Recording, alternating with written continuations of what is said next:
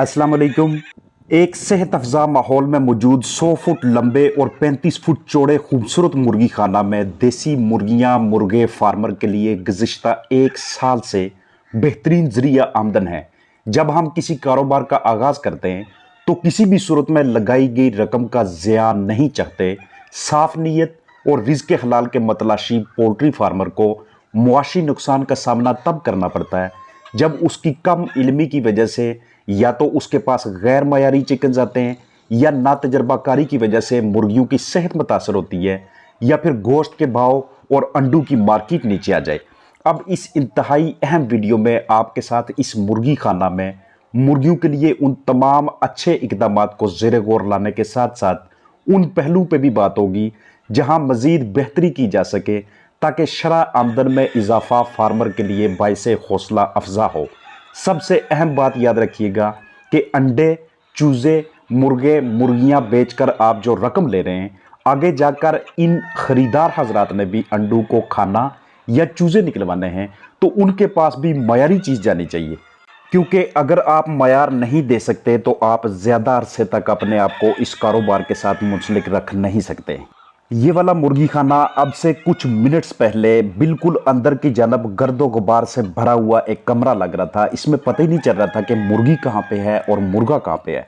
अब यहाँ पे बात वो वाली आती है जो मैंने आपके साथ शेयर की कि फार्मर की कम इल्मी यकीनी तौर पे उसके लिए मुआशी नुकसान का बायस बनती है। इतने खूबसूरत चिकन्स, इतनी प्यारी जगह पे मौजूद फार्म अगर अंडों की बेहतरीन मिकदार ना दे सके तो इतनी ज़्यादा इन्वेस्टमेंट का क्या फ़ायदा। दूसरे नंबर पे आपको ये जो अंडे नजर आएंगे, दरमियान में आपको दायरा बना नजर आएगा, सर्कल बना हुआ नजर आएगा, जो मैं आपको दिखाऊंगा भी आगे चल के। ये कब होता है कि जिस वक्त वेंटिलेशन ठीक ना हो, जिस वक्त आपके चिकन्स घुटन महसूस करें, हबस महसूस करें। तो यहाँ पे सबसे पहली इंप्रूवमेंट जो हमने करनी है वो ये कि हमने अपने चिकन्स को ताज़ा हवा से कभी भी महरूम नहीं रखना। दूसरे नंबर पे ये वाली जगह, यहाँ से अंडे टेबल एग्स के तौर पे भी सेल होते हैं और इधर से अंडे फर्टाइल के तौर पे भी सेल होते हैं। मीनवाइल ये चिकन आप देख रहे हैं कि जो इस तरह से आवाज़ें निकाल रहा है कि उसको अपनी गर्दन भी बार बार झटकना पड़ रही है। ये इस वजह से होता है चूंकि वेदर चेंज हो रहा है, वेंटिलेशन ठीक ना होने की वजह से इसकी जो सांस की नाली है और आगे चल के जो हवा की थैलियां हैं और फेफड़े हैं, उनके आहिस्ता आहिस्ता मुतासर होने की वजह से इस तरह की आवाज़ें निकलती हैं और इस तरह से अपनी गर्दन को झटके दे के चिकन्स रेशा को, बलगम को, न्यूकस को बाहर निकालने की कोशिश कर रहे होते हैं। और इस तरह के तमाम चिकन्स अगर वो अंडे दे भी रहे हैं तो फौरी तौर पे अंडे देना छोड़ देते हैं, या फिर इतना लंबा गैप डाल देते हैं कि हफ्ते में एक अंडा या दो अंडे, इससे ज़्यादा आपको प्रोडक्शन हासिल नहीं होनी। लेकिन फीड उन्होंने उसी मिकदार में खानी है जब तक ये म्यूकस ज़्यादा नहीं बढ़ जाता। म्यूकस अगर बहुत ज़्यादा बढ़ेगा तो उस वक्त तो इनकी अमवात के भी चांसेस होते हैं। और इस म्यूकस का, रतूबत का, रेशा का बढ़ने का सबसे बड़ा सबब धूल कचरा होगा जो थोड़ी देर पहले इस चिकन हाउस के अंदर मौजूद था। हम बात कर रहे थे फर्टाइल अंडों की, टेबल एग्स की। अब जिस बंदे ने इधर से टेबल एग्स लेके जाने हैं खाने के मकासद के लिए, अगर वो गजाइत से भरपूर नहीं है, अगर वो वजन में पूरा नहीं है, या फिर अगर फर्टाइल अंडा लेके गए वो सही तरह से फर्टाइल ही नहीं है, मेल फीमेल की आपसी क्रॉसिंग अच्छी नहीं हुई, तो यकीनी तौर पे अगली मरतबा वो आपसे रुजू करने से पहले किसी और का पता करना मुनासिब समझेगा कि कहाँ से टेबल एग्स मिलते हैं, कहाँ से फर्टाइल एग्स मिलते हैं। इसलिए टेबल अंडा सेल करना, फर्टाइल अंडा सेल करना, उसकी कहानी वहाँ से शुरू होती है जब आपको फ्लाक में से साइजिंग ख़त्म करनी पड़ती है। आगे चल के दिखाऊंगा आपको कि एक ही जगह पे बिल्कुल छोटे से छोटा अंडा भी है और बड़े से बड़ा अंडा भी है। ये मार्केट ख़राब करते हैं, चाहे आप इनको खाने के मकसद के लिए सेल करें, चाहे अगला बंदा इन्हें ले जाके इसमें से चिक्स निकलवाए। चिक्स निकलवाएगा तो कोई छोटा होगा, कोई बड़ा होगा, उसने कहना कि भाई ये मेरे साथ बहुत ज्यादती हो गई है और मार्केट फिर से ख़राब होने के चांसेस होते हैं। एक मरतबा मार्केट में ईमानदारी से अगर आपके प्रोडक्ट्स का और आपका नाम निकल गया तो उसी एरिया में आपके ये प्रोडक्ट्स, अंडे, चूज़े, पट्ठियाँ, मुर्गियाँ, मुर्गे अलग अलग एजेस के सेल होने के इम्कानात बहुत ज़्यादा बढ़ जाते हैं। और अगर आपकी ये ख्वाहिश हो कि हमें इस कारोबार से मार ना पड़े तो सबसे पहले आपने इसकी वेंटिलेशन को, इसके दिन के औकात में दर्जा हरारत को बरकरार रखना, रात के औकात में दर्जा हरारत को बरकरार रखना, इस नॉलेज के ऊपर आपने अबूर हासिल करना है। दिन का ये वाला टाइम है, इतनी ताज़ा अच्छी हवा चल रही है, ऑक्सीजन से भरपूर, और इस वक्त पर्दों का ऊपर की जानब होना ये आपके चिकन्स को ऑक्सीजन से भी महरूम रख रहा है, ये उनके निज़ाम तनफ़ुस को भी ख़राब कर रहा है और बॉडी के जितने भी बाकी सिस्टम्स हैं, बाकी निज़ाम हैं, उनकी खराबी का भी बायस बन रहा है। मीनवाइल आपको ये करीब से दिखाने का मकसद ये है कि अगर आप महंगा वाला तरपाल या दूसरा शापर इस्तेमाल नहीं करना चाहते तो इस तरह से कोई भी मोटा कपड़ा लाके आप घरेलू पैमाने पे, अगर आपके पास सिलाई मशीन दस्तयाब हो या करीबी आपका कोई वहाँ पे कोई दर्जी दस्तयाब है, तो उनसे आप ये सिलाई करवा के बिल्कुल इसी प्रोसीजर के तहत इसी तरीके से अपने चिकन्स को ड्राफ्ट से, विंड से, ठंडी हवा से, बारिश से, इस तरह के मौसमी असरात से बाकायदा तरीके से महफूज रख सकते हैं। ये अंदर का माहौल है कि जिस वक्त दिन के औकात में पर्दे ऊपर की जानब है, चिकन ही सही तरीके से नज़र नहीं आ रहे, हर तरफ डस्ट ही डस्ट है, हर तरफ गर्दो गुबार है, तो ये ह्यूमन बींग्स के लिए, इंसानों के लिए इतनी ख़तरनाक चीज़ है। तो अंदर की जानब मौजूद इन चिकन्स की क्या हालत होगी, इनके रेस्पिरेटरी ट्रैक की क्या हालत होगी, जो इनकी सांस की नाली है जिसे हम ट्रैकिया का नाम देते हैं, उसकी क्या कंडीशन होगी। ऊपर से नीचे की जानब पर भी मौजूद हैं, तो ये पर जब छोटा छोटा फ्लफ भी उस धूल के साथ उड़ रहा होता है, तो ये आपके चिकन के लिए इंतहाई ख़तरनाक किस्म का माहौल बना रहा होता है। अब जैसे जैसे पर्दे इसके ऊपर की जानब होते जा रहे हैं, वैसे वैसे हवा जो गर्द-आलूद थी वो भी साफ़ होती जा रही है। अब आप चिकन की कंडीशन देखेंगे कि पहले जो आपको डल नज़र आ रहे थे, परेशान, अफसुर्दा हालत में नज़र आ रहे थे, वही चिकन अब अपने परों को फ्लैप करते नजर आएंगे, उड़ते नजर आएंगे, एक से दूसरी जगह जंपिंग करते नजर आएंगे। पहले की निस्बत अब मेल फीमेल की आपसी क्रॉसिंग में भी इजाफा होता जाएगा और आपको फर्टाइल एग ज़्यादा तादाद में दस्तयाब होंगे। चिकन्स उस कंडीशन में फीड सही तरीके से नहीं खाते जब माहौल के अंदर डस्ट ज़्यादा हो। अब इनका फीड इनटेक, फीड की तरफ रुझान, एक दूसरे के साथ जो सोशल बिहेव है वो भी बढ़ता जाएगा। आहिस्ता आहिस्ता यही चिकन्स अतराफ में बने हुए बनेरों पे जाके बैठ के बाहर देखना शुरू कर देते हैं। इनके एग की शेप भी आपको आने वाले एक हफ्ते के अंदर अंदर ठीक नज़र आती है, जो बिल्कुल परफेक्ट इसकी शेप होनी चाहिए। और इस तरह की शेप में से जो चूज़ा निकलता है उनमें अर्ली चिक मोटेलिटी बहुत कम होती है, ना ही अंडे के अंदर चूज़ों की इतनी ज़्यादा अमवात होती हैं। इसलिए अगर इस कारोबार को, इस बिज़नेस को आप अपने लिए प्रॉफिटेबल बनाना चाहते हैं, तो आपको इस चीज़ का इल्म होना चाहिए कि किस दर्जा हरारत पे, किस मौसम पे और किस तरह के मौसमी असरात पे हमने पर्दों को ऊपर करना, नीचे करना है। शाम को जैसे ही आप देखें कि ये वो वाला टाइम है कि जब हमें सर्दी महसूस हो रही है, तो इसी टाइम पे आपने पर्दों को आहिस्ता आहिस्ता ऊपर की जानब उठाना है। अगर ऊपर की जानब बांधे हुए हैं तो आहिस्ता आहिस्ता उन्हें नीचे की जानब लेके आना है। ये चिकन्स अंदर की जानब जो कि अपने ही दिए हुए अंडों को नोच के, अपने ही दिए हुए अंडों के ऊपर चूंचे मार के उसको खा रहे हैं, उसके अंदर मौजूद कंटेंट्स को अपना ग़िज़ाई जुज़्व बना रहे हैं, तो ये इनके अंदर एक तो ग़िज़ाइयत की कमी की वजह से और दूसरा उस स्ट्रेस की वजह से, उस तनाव की वजह से जो आपने मसलसल अतराफ में पर्दों को कवर करके सारे के सारे चिकन्स को ढांप के उन्हें दिया हुआ है। ये वो वाले एग्स हैं, एक इलोंगेटेड है, लंबी शक्ल का, दूसरा मोटाई में ज़्यादा है और तीसरे वाला इतना छोटा है कि अगर आप उसको फर्टाइल के तौर पे यूज़ करना चाहेंगे तो उसमें से चिक क्वालिटी उस तरह की उस बंदे को दस्तयाब नहीं होगी जो आपसे ये वाले फर्टाइल अंडे लेके जाएगा। अब अगली मर्तबा जब भी उस फार्मर को, उस ख़रीदार को फर्टाइल अंडों की या टेबल एग्स की या चूज़ों की या पट्टियों की, मुर्गे मुर्गियों की किसी भी स्टेज पे उसको ज़रूरत पड़ेगी, तो वो यकीनी तौर पे आपसे रब्ता करने के बजाय किसी और की तरफ रजू करना ज़्यादा मुनासिब समझेगा, क्योंकि उसके पास भी जो पैसे हैं वो उसका रिज़्क़ हलाल है, वो उसने खून पसीने से कमाए हुए और वो भी किसी मकसद की खातिर आपसे प्रोडक्ट खरीदना चाहता है।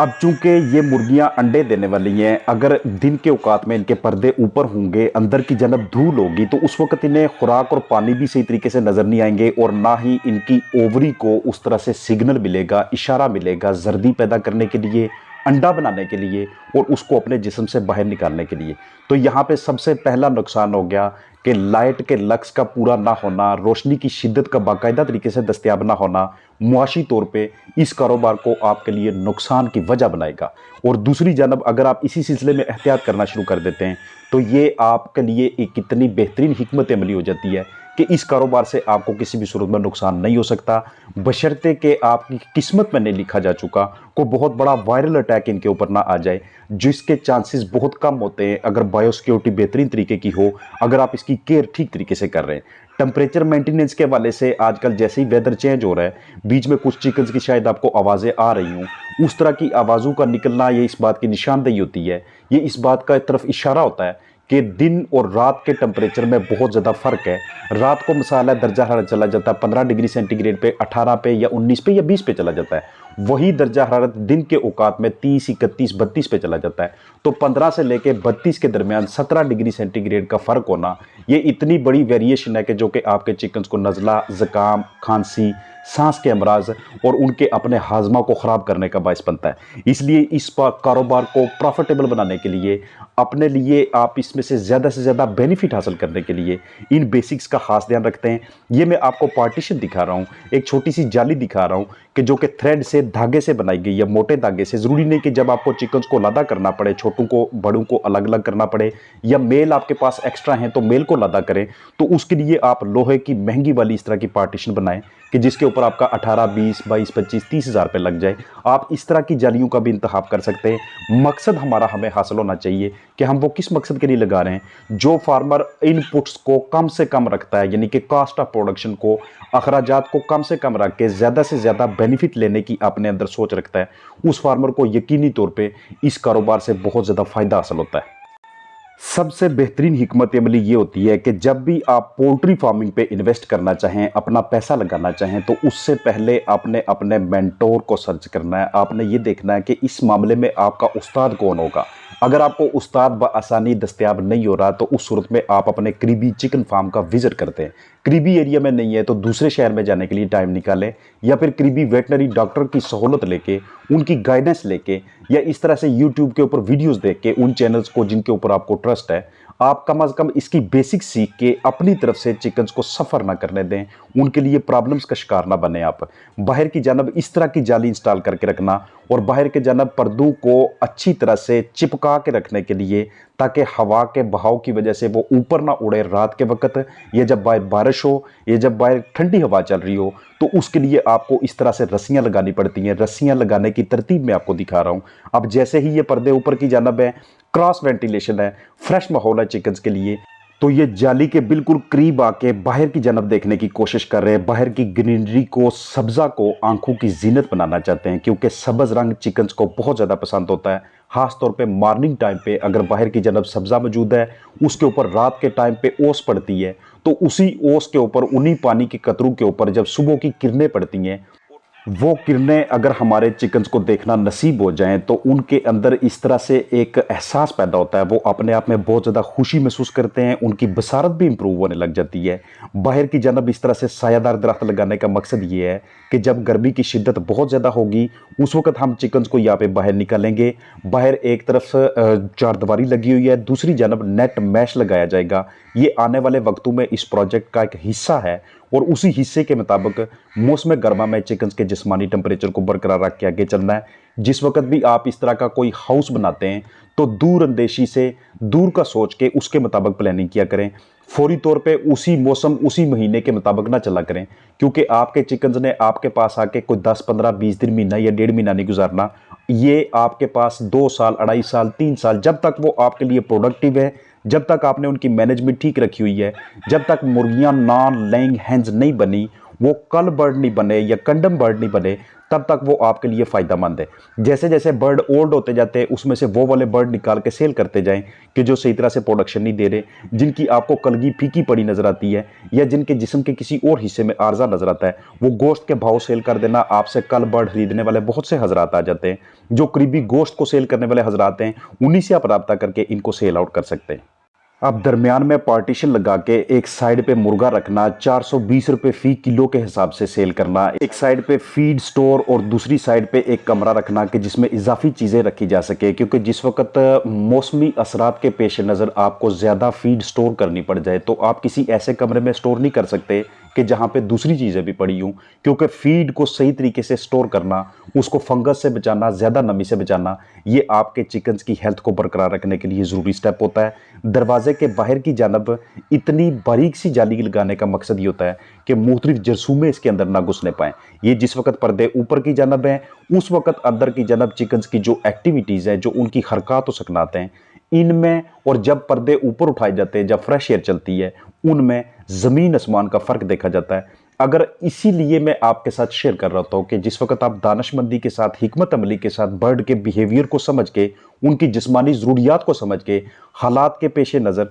आप उनकी खिदमत करते हैं, आप उनकी उस तरह से मैनेजमेंट करते हैं, तो आपके लिए इस कारोबार से नुकसान उठाने के जो इम्कानात होते हैं वो बहुत कम हो जाते हैं। ज़्यादा से ज़्यादा प्रॉफिट, ज़्यादा से ज़्यादा इस कारोबार से मुनाफा उसी सूरत में मुमकिन है कि जब आपको बर्ड की रिक्वायरमेंट्स का पता चलता है, जब आप एक अच्छे मैनेजर होते हैं। पर्दे के नीचे की जानब बहुत ज़्यादा कीड़ियों का इकट्ठा हो जाना, वहाँ पे बरादा इकट्ठा होता रहता है, क्योंकि करीबी जाली से चिकन्स वहाँ पे बार बार बैठते हैं। वो अपनी चूंच के ज़रिए, अपने पंजों के ज़रिए वहाँ पे बहुत ज़्यादा लिटर मटीरियल गिराते हैं, तो उसमें कीड़ियाँ बनना शुरू हो जाती हैं अगर आप उसे वक्तन फ़ोक्तन सही तरीके से साफ़ नहीं करते।